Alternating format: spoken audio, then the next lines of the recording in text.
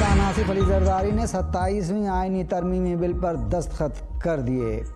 27ویں آئینی ترمیم دونوں ایوانوں سے منظور ہونے اور صدر پاکستان کے دستخط کے بعد اب یہ بل آئین کا حصہ بن گیا ہے۔ دوسری جانب سینٹ نے 27ویں آئینی ترمیم کا گزٹ نوٹیفیکیشن بھی جاری کر دیا۔ ادھر وزیر اعظم شہباز شریف کی زیر صدارت وفاقی کابینہ کے اجلاس میں Pakistan army act, Pakistan air force act اور پاکستانی نیوی ایکٹ میں ترامیم کی منظوری دی گئی۔ کابینہ کے اعلامیے میں کہا گیا ہے کہ ترامیم کا مقصد افواج پاکستان سے متعلق قوانین کو 27ویں آئینی ترمیم سے ہم آہنگ کرنا ہے۔ اس سے پہلے پاکستان کے ایوان بالا سینٹ کا اجلاس چیئرمین سینٹ یوسف رضا گیلانی کی سربراہی میں ہوا، جس میں 27ویں ترمیم کی نئی ترامیم کی ووٹنگ کے دوران 64 ووٹ بل کی حمایت میں اور 4 مخالفت میں آئے۔ سینٹ کی کارروائی کے دوران JUIF نے 27ویں ترمیم کی مخالفت میں ووٹ دیا، جبکہ اپوزیشن نے ترمیم کے خلاف نعرے بازی کی۔ بنگلہ دیش کے عبوری سربراہ نے انتخابات کے دن ریفرنڈم کرانے کا اعلان کر دیا ہے۔ بنگلہ دیش کے عبوری سربراہ محمد یونس نے قوم سے خطاب میں کہا کہ پارلیمانی انتخابات کے دن ہی مجوزہ جمہوری اصلاحات پر ریفرنڈم ہوگا۔ اس سے اصلاحات کے ہدف میں کسی قسم کی رکاوٹ نہیں آئے گی۔ انتخابات مزید بہتر اور کم خرچ ہوں گے۔ جمہوری اصلاحات میں وزراء اعظم کے لیے 2 مدت کی حد اور صدارتی اختیارات میں توسیع کی تجویز پیش کی گئی ہے۔ جولائی چارٹر کے نام سے مشہور یہ اصلاحاتی منصوبہ جولائی 2024 کی عوامی بغاوت کے بعد تیار کیا گیا تھا۔ ادھر بنگلہ دیش کی سابق وزیر اعظم شیخ حسینہ کے خلاف مقدمے کی سماعت کے دوران پورے ملک میں ہنگامہ اور احتجاجی مظاہروں کا سلسلہ شروع ہو گیا ہے۔ نئی دہلی میں ہندوستانی پارلیمنٹ کے نزدیک ممبران پارلیمنٹ کے اپارٹمنٹ میں آتش زدگی کا واقعہ پیش آیا ہے۔ ہندوستان کی قومی راجدھانی میں کناٹ پیلس کے بابا کھڑک سنگھ مارگ پر واقع سندھو اپارٹمنٹس میں بدھ کی رات اچانک آگ لگ گئی، جو دیکھتے ہی دیکھتے خوفناک شکل اختیار کر گئی۔ اس سے پورے علاقے میں خوف و ہراس پھیل گیا۔ یہ رہائشی کمپلیکس لوک سبھا اور راجیہ سبھا کے کئی ممبران پارلیمنٹ کی سرکاری رہائش گاہ ہے، جو پارلیمنٹ ہاؤس سے کچھ ہی فاصلے پر واقع ہے۔ ابتدائی تحقیقات میں بجلی بورڈ میں آگ لگنے کی بڑی وجہ شارٹ سرکٹ کو بتایا گیا ہے۔ کمپلیکس میں مقیم ارکان پارلیمنٹ اور ان کے عملے کو بحفاظت باہر نکال لیا گیا۔ صہیونی آباد کاروں نے اسلامی مقدسات کے خلاف جارحانہ کارروائیاں جاری رکھتے ہوئے غرب اردن میں ایک مسجد کو نذر آتش کر دیا۔ صہیونی آباد کاروں نے شمالی غرب اردن میں واقع سلفید صوبے میں ایک مسجد کو نذر آتش کر دیا اور عبری زبان میں دیواروں پر نسل پرستانہ نعرے لکھ دیے۔ عینی شاہدوں کا کہنا ہے کہ آباد کاروں کے ایک گروہ نے دراستیا ٹاؤن پر حملہ کر دیا اور مسجد کے شیشے توڑنے کے ساتھ ہی اس میں آتشی مادہ پھینک دیا، جس کے باعث مسجد میں آگ کے شعلے اٹھنے لگے۔ اس رپورٹ کے مطابق علاقے کے مقامی باشندوں اور شہری دفاع کی ٹیموں کی مدد سے مسجد کے کچھ ہی حصے کو نقصان پہنچا اور آگ پر قابو پا لیا گیا۔ صہیونی آباد کاروں نے اس سے پہلے بھی اس علاقے میں مسجد علی ابن ابی طالب نامی ایک مسجد کو نذر آتش کر دیا تھا۔ اقوام متحدہ کی relief and work agency UNRWA نے اعلان کیا ہے کہ غزہ کے 90% باشندے بھوک اور ناقص غذا کے مختلف مراحل سے گزر رہے ہیں۔ ادھر حماس نے صہیونی حکومت کے ہاتھوں بعض فلسطینی شہریوں کے مکانات ڈھائے جانے پر رد عمل ظاہر کرتے ہوئے کہا ہے کہ گھروں کو ڈھانے کی پالیسی سے قدس کے باشندوں کے عزائم کو ہرگز توڑا نہیں جا سکتا۔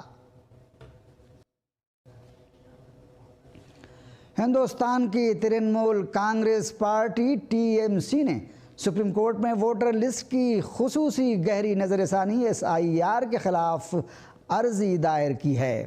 ترنمول کانگریس TMC نے مغربی بنگال میں الیکشن کمیشن کی جانب سے جاری خصوصی گہری نظر ثانی SIR کے عمل کو سپریم کورٹ میں چیلنج کیا ہے۔ پارٹی نے دعویٰ کیا ہے کہ یہ پورا عمل غیر منصفانہ ہے اور 2002 کی پرانی ووٹر لسٹ کو بنیاد بنانا قانونی طور پر غلط ہے۔ TMC کے رکن پارلیمان اور کلکتہ ہائی کورٹ کے سینئر وکیل کلیان بنرجی نے میڈیا سے گفتگو میں کہا کہ پارٹی سپریم کورٹ میں 2 بنیادی سوال اٹھائے گی۔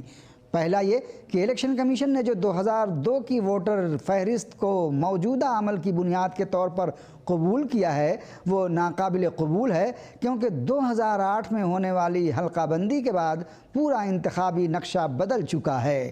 دوسرا سوال یہ ہوگا کہ الیکشن کمیشن نے کس بنیاد پر کچھ ووٹروں کے نام حذف کیے یا انہیں نئے سرے سے رجسٹریشن کے لیے کہا، جبکہ وہی لوگ 2024 کے لوک سبھا انتخابات میں ووٹ ڈال چکے ہیں، تو پھر اسے دوبارہ رجسٹریشن کے لیے کہنا یا اس کا نام ہٹانا غیر منطقی اور غیر قانونی ہے۔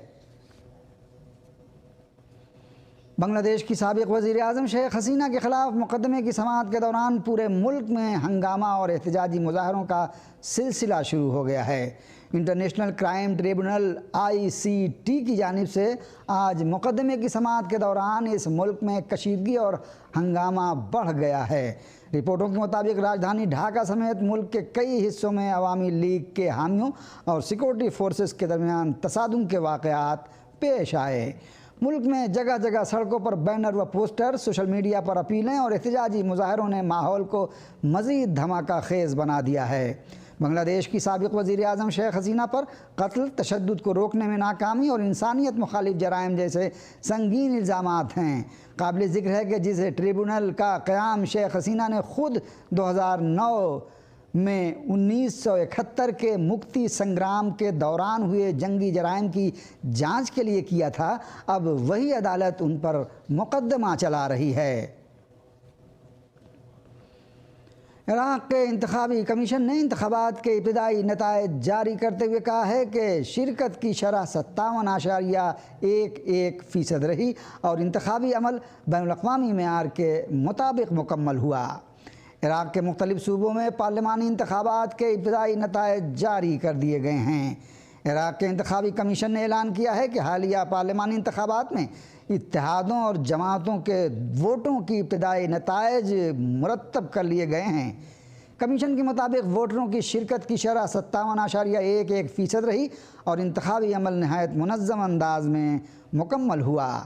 عراق کے انتخابی کمیشن کے بیان میں کہا گیا ہے کہ انتخابات بین الاقوامی معیار کے مطابق منعقد ہوئے۔ ووٹوں کی گنتی اور دستی دوبارہ گنتی کا عمل بھی مکمل ہوا اور نتائج مکمل طور پر مطابقت رکھتے ہیں۔ ابتدائی نتائج پر اعتراض نہیں کیا جا سکتا۔ بغداد صوبے میں ووٹوں کی شرکت کی شرح 48.76% رہی۔ قابل ذکر ہے کہ بغداد میں السورانی اتحاد کو پہلی، محمد الحلبوسی کو دوسری اور نوری المالکی کے اتحاد کو تیسری پوزیشن حاصل ہوئی ہے۔ وفاقی کابینہ نے Pakistan army act, Pakistan air force act اور پاکستان نیوی ایکٹ میں ترامیم کی منظوری دے دی ہے۔ یہ منظوری اسلام آباد میں پارلیمنٹ ہاؤس میں وزیر اعظم محمد شہباز شریف کی زیر صدارت کابینہ کے اجلاس میں دی گئی۔ ان ترامیم کا مقصد پاکستان کی مسلح افواج سے متعلق قوانین کو آئین کی 27ویں ترمیم سے ہم آہنگ کرنا ہے۔ آئین کے آرٹیکل 243 میں کی گئی ترامیم کی بنیاد پر ضروری قانون سازی متعارف کرائی گئی ہے، جس میں chief of the defence forces کی مدت ملازمت بھی شامل ہے۔ ان ترامیم کے تحت موجودہ chairman joint chiefs of staff committee کی ریٹائرمنٹ کے بعد chairman joint chiefs of staff committee کا عہدہ ختم ہو جائے گا۔ اسی طرح field marshal, martial of the air force اور ایڈمرل آف دا فلیٹ کے عہدوں کو بھی ان قوانین میں شامل کر لیا گیا ہے۔ مقبوضہ مغربی کنارے میں واقع قصبے بیت عمر میں اسرائیلی افواج کی فائرنگ سے 2 بچے شہید ہو گئے۔ غزہ کی وزارت صحت نے کہا ہے کہ گزشتہ ماہ ہونے والی جنگ بندی کے بعد سے اب تک اسرائیل کم از کم 260 فلسطینیوں کو شہید اور 632 کو زخمی کر چکا ہے۔ آج ذیابیطس کا عالمی دن منایا جا رہا ہے۔ اس سال کے WHO کے عالمی یوم ویتس کا موضوع ہے ذیابیطس، زندگی کے ہر مرحلے میں، جو اس بات کو تسلیم کرتا ہے کہ ذیابیطس کے ساتھ زندگی گزارنے والے ہر فرد کو مربوط طبی نگہداشت، معاون ماحول اور ایسی پالیسیاں میسر ہونی چاہیے جو صحت، وقار اور ذاتی نگہداشت کو فروغ دیں۔ یہ مہم ذیابیطس کی روک تھام، اس کے مؤثر انتظام اور مجموعی فلاح و بہبود کے لیے زندگی کے مختلف ادوار کو مد نظر رکھنے کی اہمیت کو اجاگر کرتی ہے۔ پنجابی فلموں کے معروف ہیرو اقبال حسن کی 41ویں برسی آج منائی جا رہی ہے۔ اپنے 20 سالہ طویل کیریئر کے دوران انہوں نے تقریباً 300 فلموں میں کام کیا، جن میں یہ ان، بھولا سجن، ہتھ کڑی، خانزادہ، نشان، دارا بلوچ اور طوفان شامل ہیں۔ ان میں سے 50 فلموں میں انہوں نے ایک ہی مرکزی ہیرو کا کردار ادا کیا۔ وہ 1984 میں آج کے روز انتقال کر گئے۔ وزیر داخلہ اور chairman Pakistan cricket board Mohsin Naqvi نے گزشتہ رات راولپنڈی کرکٹ اسٹیڈیم کا دورہ کیا اور پاکستان اور سری لنکا کے درمیان کرکٹ سیریز کے پیش نظر سیکیورٹی انتظامات کا جائزہ لیا۔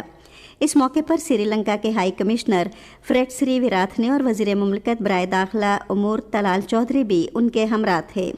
وزیر داخلہ نے حفاظت اقدامات کا معائنہ کیا اور اسٹیڈیم کے ارد گرد مختلف مقامات پر تعینات سیکیورٹی اہلکاروں سے ملاقات کی۔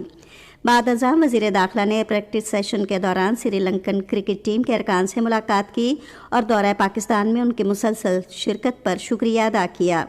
انہوں نے کہا کہ ان کی پاکستان میں مسلسل موجودگی امن کی فتح اور دہشت گردی کی شکست ہے۔ پاکستان اور سری لنکا کے درمیان 3 میچوں کی سیریز کا دوسرا ایک روزہ بین الاقوامی کرکٹ میچ آج راولپنڈی میں کھیلا جائے گا۔ میچ دن 2:30 بجے شروع ہوگا۔ پاکستان کو سیریز میں 1-0 سے برتری حاصل ہے۔ اور اب موسم کی صورتحال۔ محکمہ موسمیات کی پیشگوئی کے مطابق آئندہ 12 گھنٹوں کے دوران ملک کے بیشتر علاقوں میں موسم زیادہ تر خشک رہنے کا امکان ہے، جبکہ پہاڑی علاقوں میں صبح اور رات کے اوقات میں موسم سرد رہے گا۔ پنجاب کے بعض میدانی علاقوں میں صبح اور رات کے وقت کہیں کہیں اسموگ اور ہلکی دھند چھائی رہے گی۔ آج صبح ریکارڈ کیا گیا بعض شہروں کا درجہ حرارت: Islamabad 60 degree centigrade, Lahore 14، Karachi 19، Peshawar 8، Quetta -1، Gilgit -2، Murree 5 اور مظفر آباد 6 ڈگری سینٹی گریڈ۔ محکمہ موسمیات کی پیشگوئی کے مطابق سری نگر، لیہ، پلوامہ، اننت ناگ، شوپیاں اور بارہمولہ میں موسم خشک اور سرد رہے گا، جبکہ لیہ میں شدید سرد اور خشک اور جموں میں خشک رہنے کا امکان ہے۔ آج صبح ریکارڈ کیا گیا درجہ حرارت سری نگر، اننت ناگ اور شوپیاں میں 2 degree centigrade, Jammu 11، Leh -6، Pulwama اور بارہمولہ میں 1 ڈگری سینٹی گریڈ۔